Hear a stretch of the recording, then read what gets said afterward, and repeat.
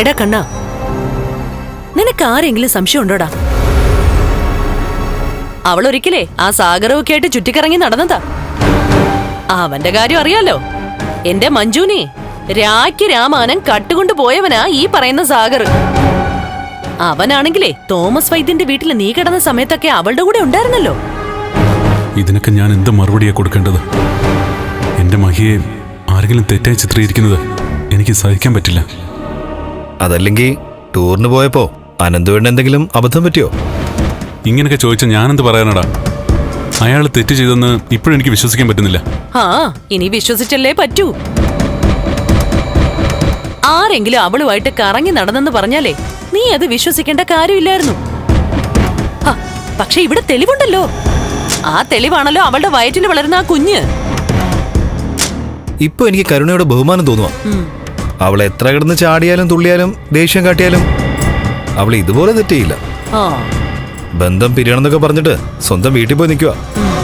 അങ്ങനെയുള്ളപ്പോ പോലും അവള് മറ്റൊരു ഭാഗത്തെ പറ്റി ചിന്തിക്കില്ല.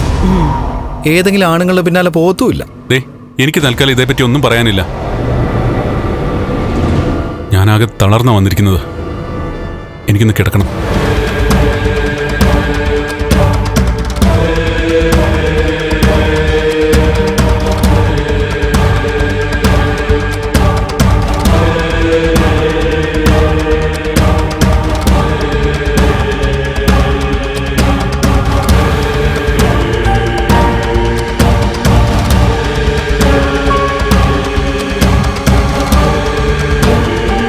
എടാ, അവൻ വഞ്ചന സഹിക്കുന്ന കൂട്ടത്തിലല്ലെങ്കിലും ആ വഴിതെറ്റിയവളുടെ കാര്യത്തിൽ ചിലപ്പോ മാറി ചിന്തിക്കുമെന്ന് പറയാൻ പറ്റില്ല. അങ്ങനൊരു ചിന്ത എനിക്കില്ലാതെ ഇല്ല. അതുകൊണ്ട് അയാളുടെ മനസ്സിന് ഇടയ്ക്കിടയ്ക്ക് ചൂട് പിടിപ്പിച്ചോണ്ടിരിക്കണം. അത് തന്നെയാടാ ഞാനും പറയാൻ വന്നേ. പിന്നെ ആ മേഘനയൊക്കെ ഇവിടെ വരുത്തണം. ഇനി അവന്റെ സ്വഭാവത്തിൽ മാറ്റം വരാൻ പാടില്ല. ടൂറിന് പോയപ്പോ അനന്തുവേണ്ട അബദ്ധം പറ്റിയെന്ന് ചോദിച്ചത് മനഃപൂർവ്വ. ഈ കുഞ്ഞിന്റെ അച്ഛൻ അയാളാകണമെന്നാ എന്റെ ആഗ്രഹം. അനന്തുവേണ്ടൻ ലേഖ ചേച്ചിയാ അയാളുടെ ബലം. കൂട്ടുകാരനും തെറ്റിപ്പിരിഞ്ഞ അത് നമുക്ക് ഗുണം ചെയ്യുമേ. അത് ശരിയാ. അല്ലെങ്കിൽ അനന്തവും ലേഖയും കൂടി ഇവനെ ബ്രെയിൻ വാഷ് ചെയ്ത് വീണ്ടും ഭാര്യയും ഭർത്താവിനെയും തമ്മിൽ ഒന്നിപ്പിച്ചെന്ന് വരും. അതിനുള്ള അവസരം നമ്മൾ കൊടുക്കാൻ പാടില്ല. ഒരു ഗോൾഡൻ ചാൻസ് ആണ് വന്നിരിക്കുന്നത്.